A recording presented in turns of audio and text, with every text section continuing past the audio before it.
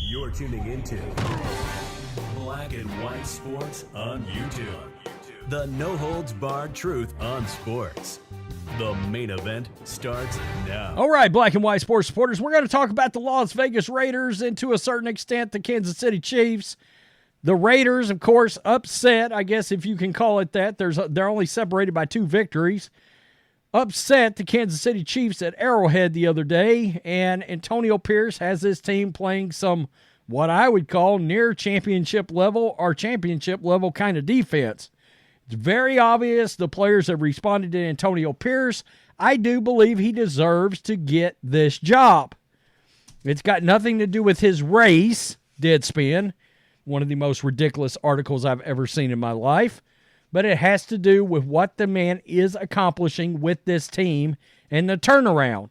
So, that leads us to Travis Kelce, because Travis Kelce has come out, made some comments on his podcast, and it should infuriate Antonio Pierce, it should infuriate the Raiders team, and it should be bulletin board material, because as opposed to say the Raiders won the game, he's saying they gifted the game to the Raiders, handed them a Christmas gift.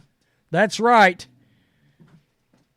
And guys, these comments, I guarantee you the Raiders and Antonio Pierce will remember these comments come next year. This is a Raiders Beat. We got a couple things with Raiders Beat. It's a really good site. Chiefs lost 20-14 on Monday, and according to their star tight end, the credit for the Raiders' win belongs to the Kansas City Chiefs. Appearing this week on his brother's podcast, Travis Kelce took time away from selling vaccines and auto insurance, very good, to talk about the Chiefs' Christmas collapse. Quote, we handed that team a win on Christmas. We literally played Santa and gave them a present. Woo-wee.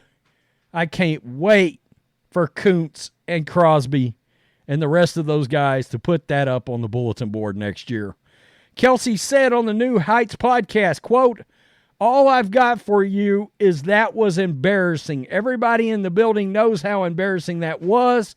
We got a short week, so we're going to forget about this shit real quick. So that was his comments right there about the Raiders' win. We're not going to give them any credit for the fact that they played championship kind of defense and have been since Antonio Pierce took over, literally gave up 3 points to the Vikings. I understand they didn't score any, but you get the point. That defense has responded. This team has responded. Jim Nantz and Tony Romo noticed it as well. They called the game. Game got a massive rating, 29 million. One of the statements came from Jim Nantz immediately after the Raiders' big win at Arrowhead for CBS Sports about Antonio Pierce. Quote, I can't begin to tell you, Nantz said at the close of the broadcast. We were on Zoom with him yesterday. We all got off the Zoom call, and every one of us said, you know what? They have a chance to win this game. And I've never seen a guy delivered such a powerful message. That's what you're hearing about this man. That Giants, Redskins, dirty linebacker mentality has been brought to this Raiders team, which is a perfect persona for this team to take. Again, you still have to go through the coaching hiring process. I get that. I mean, there's a poll out there right now, Raiders fans, do you want Gruden? Do you want Harbaugh? Harbaugh's got this thing split. The fan base is split on Harbaugh, 50-50. I saw the poll. But for all of the candidates except Jim Harbaugh, it was Antonio Pierce. By the way, 41%, 41 out of 100 Raiders fans still want John Gruden back. That's a hell of a lot of fans. 41% of your fan base still wants John Gruden back. I mean, that tells you how powerful Gruden was. The consensus seemed to be it's only a matter of time before the Raiders remove the interim label from Pierce's job. And Tony Romo voiced that sentiment during the broadcast as well. Quote, "I think he should be the head coach next year," Romo said. "I think he's an outstanding coach. He was a great football player." Romo played against this guy.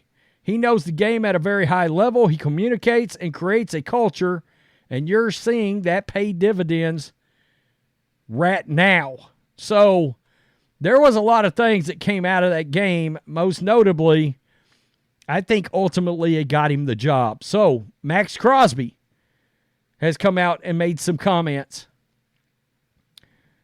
about Antonio Pierce since that game. "There was a noticeable shift with the Raiders on and off the field when Antonio Pierce took over as interim coach. The Raiders started to play with significantly more confidence and swagger, and the late season turnaround has them alive for the AFC playoff race." Yeah, and that's starting to get a little clearer too, folks. It's not as unimaginable as it felt like even a week ago. Pierce's ability to tailor his coaching to specific players on the team has been a massive reason why the Raiders' morale has increased dramatically since he took over. I preach it all the time, guys.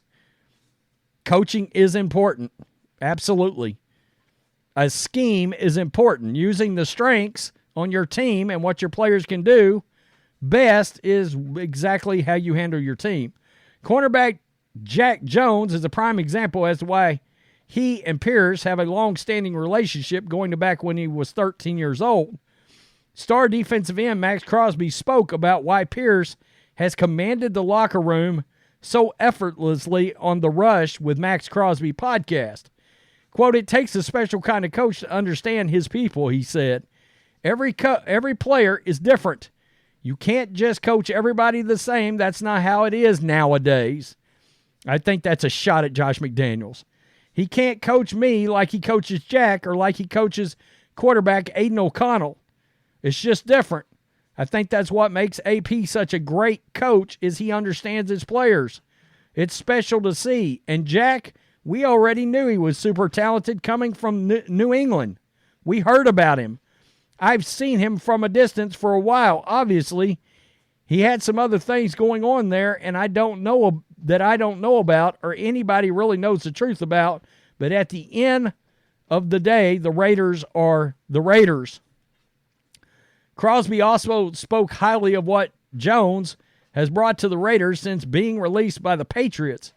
"I feel like Jack is exactly what a Raider is. He's a wild card. He's a wild-ass dude. But he loves football, and that shit's obvious. It's contagious, and I feel like he's been an awesome addition to that room." Guys, I don't know what to tell you about this Jack Jones thing because we cover the Patriots too. And it felt like the Patriots gave him every opportunity.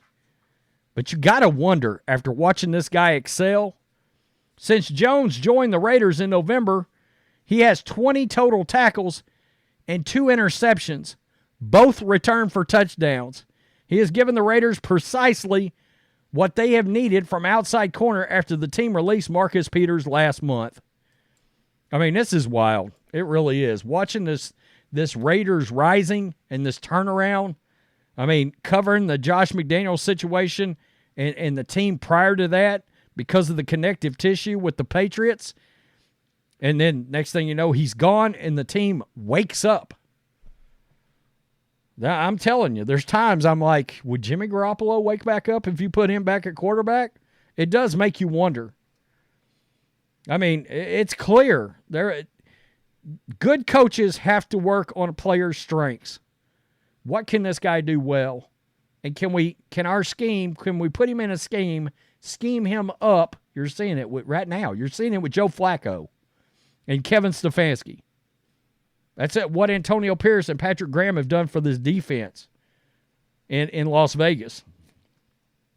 Man, if I am a Raiders fan, if I am a Raiders player, if I'm a Raiders coach, I'm mad as hell at Travis Kelce right now because that is an insult. He is blatantly saying, no, it wasn't the Raiders. It wasn't their defense. It wasn't their players. It wasn't their coaching.